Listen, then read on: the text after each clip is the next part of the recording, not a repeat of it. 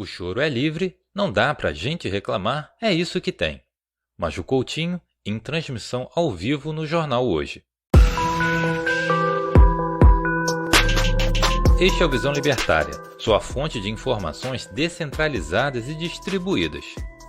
Em 2022, o Brasil completou 200 anos como país independente e, em sua breve história, movimentos revolucionários e rebeliões nunca foram bem vistos pelo brasileiro, o que foi evidente até o final do século XX.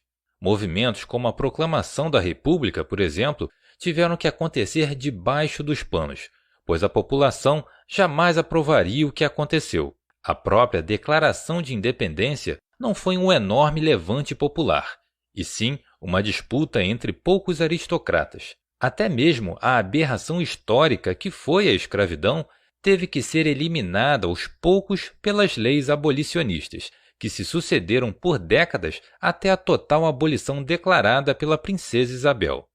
Dito isso, como o Brasil, que sempre foi um país majoritariamente conservador, foi aparelhado por políticos populistas de esquerda? A resposta para essa pergunta não é simples e ela começa no início do século XX, quando o Brasil já era uma república positivista. No Brasil da década de 1930, os comunistas já incomodavam com a desordem e já tinham formalizado seu primeiro partido político, o PCB, Partido Comunista Brasileiro. Seu agitador mais conhecido foi Luiz Carlos Prestes, líder da Coluna Prestes, movimento responsável por uma série de crimes no interior do Brasil, como saques e outros crimes mais pesados entre os anos de 1924 e 1927. Mesmo com todos os esforços do financiamento soviético e do terror promovido por revolucionários brasileiros, o coletivismo favorito dos brasileiros no início do século passado foi o fascismo getulista. No meio do século XX, ocorreram duas revoluções que mudaram a história do mundo. A primeira aconteceu no Oriente e a última numa modesta ilha caribenha. Em janeiro de 1949, revolucionários comunistas tomam Pequim e Mao Zedong proclama a República Popular da China em 1º de outubro do mesmo ano.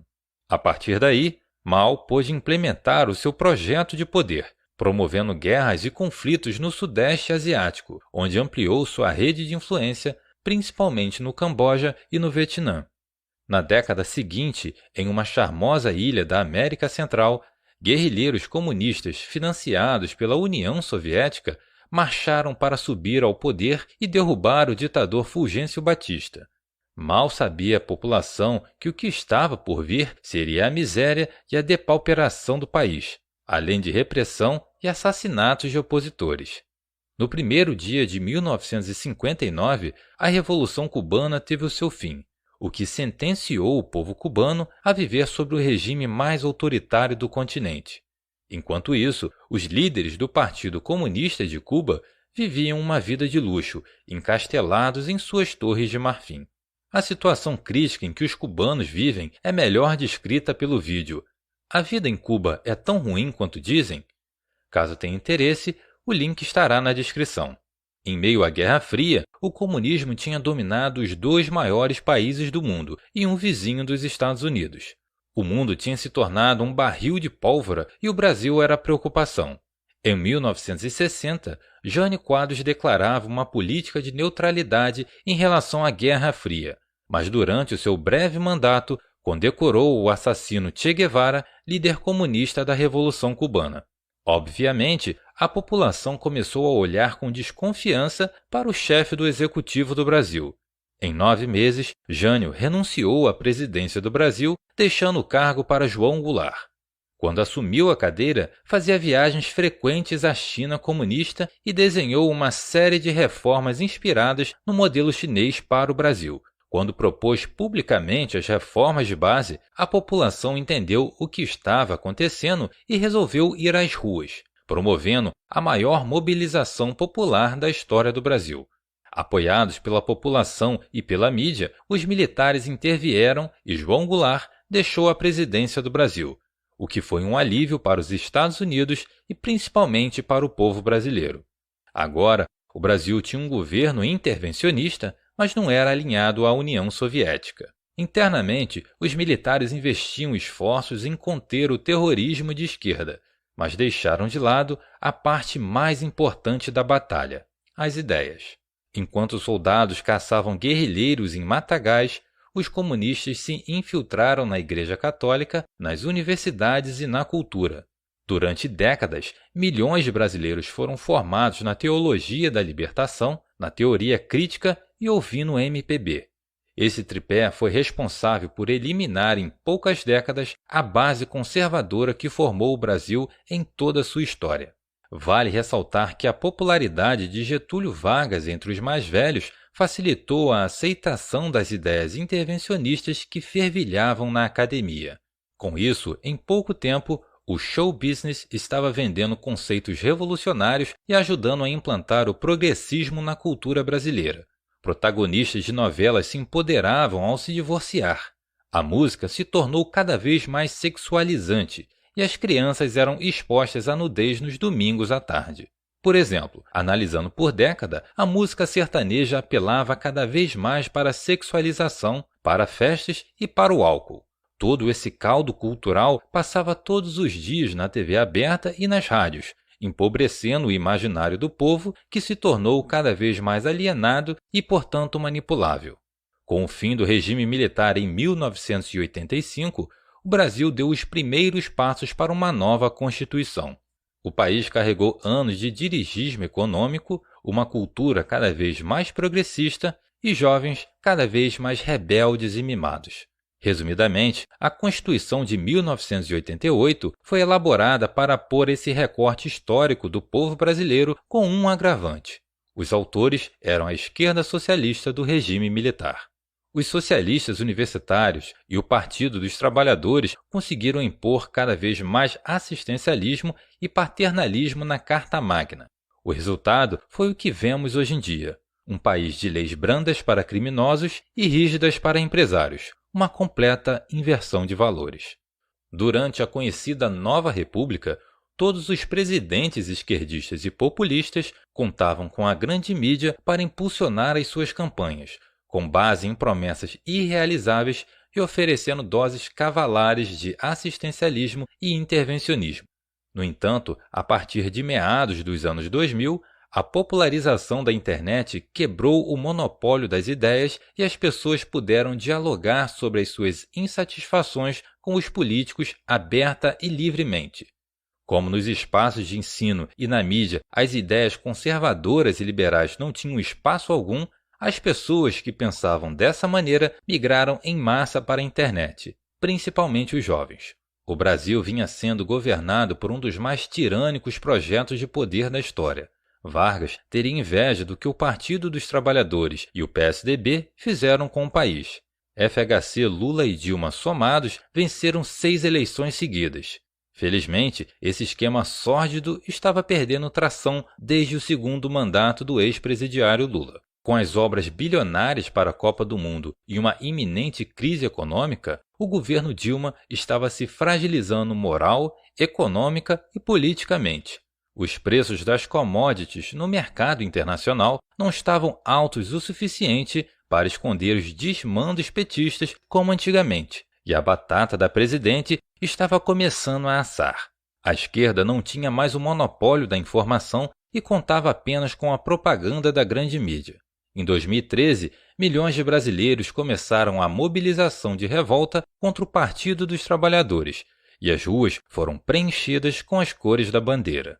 Mesmo com os esforços da esquerda financiando vândalos para esvaziar as ruas, a voz do povo não pôde ser escondida.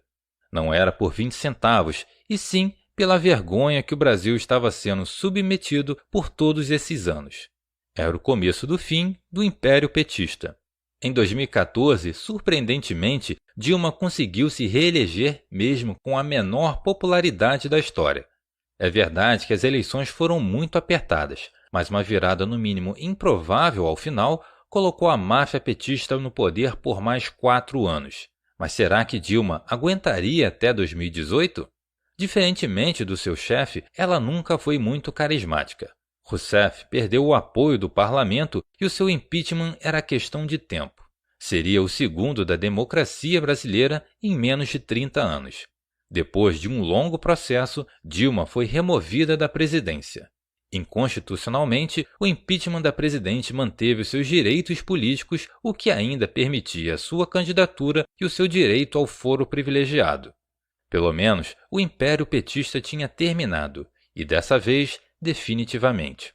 Podemos dizer que todos esses anos de governo esquerdista só foram possíveis por causa dessas seguintes redes de apoio: os sindicatos, a classe artística, a grande mídia e as universidades. Mas, como diria o poeta, havia uma internet no meio do caminho. E no meio do caminho havia uma internet. Bom, em pouco mais de uma década, os sindicatos tornaram-se praticamente irrelevantes, deixando claro para os trabalhadores que eles não tinham benefício algum e ainda perdiam dinheiro para essas organizações. A classe artística e a grande mídia estão sangrando devido à ascensão dos streamings e da informação descentralizada, o que resultou, por exemplo, em uma série de demissões e cortes salariais na TV aberta.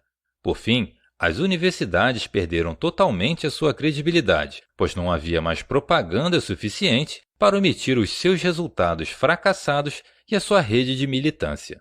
Hoje em dia, há um descolamento das classes artística, jornalística e universitária da realidade. Desde 2019, inventam espantalhos como fascismo, genocídio e até mesmo nacional-socialismo já esteve na boca desse pessoal para tentar descredibilizar o atual governo. Após a queda do Império Petista, o Brasil aprovou a reforma da Previdência, baixou e zerou o IPI de vários produtos, abaixou o desemprego, inventou o Pix e privatizou estatais obsoletas, como a Eletrobras e a SEDAI. Tudo isso com uma pandemia e uma guerra na Europa durante o mandato. Mesmo assim, esses três grupos são incapazes de dizer que houve alguma melhora em qualquer área. A retomada econômica brasileira está operando em V, e a grande mídia fecha os olhos para os méritos do livre mercado. Nunca foi tão difícil fazer propaganda para a esquerda, ainda mais com um candidato que já foi preso, não tem capacidade intelectual de debater ao vivo e agradeceu por um vírus que ceifou 600 mil vidas no Brasil. É extremamente improvável, mas em caso de vitória do PT, seria impossível refazer tudo aquilo que vimos no começo do século. A informação descentralizada e distribuída favorece aquilo que é verdadeiro e o aparelhamento como foi feito certamente não se repetirá. Os brasileiros estão, aos poucos, voltando para os elementos que formam a nossa cultura e o socialismo sempre foi mal visto pelas terras tupiniquins. A marcha fúnebre é alta e os gritos de lamento também, mas a esquerda bolivariana está com os dias contados no Brasil. Obrigado por sua audiência. Esse artigo foi escrito por Pepe D'Ambrosio, revisado por Donda e narrado por Edilé. Se você gostou desse vídeo, clique no ícone de curtir abaixo e compartilhe o vídeo em sua rede social. Se você deseja ser notificado de outros vídeos, se inscreva e depois clique no ícone da campainha. Até a próxima!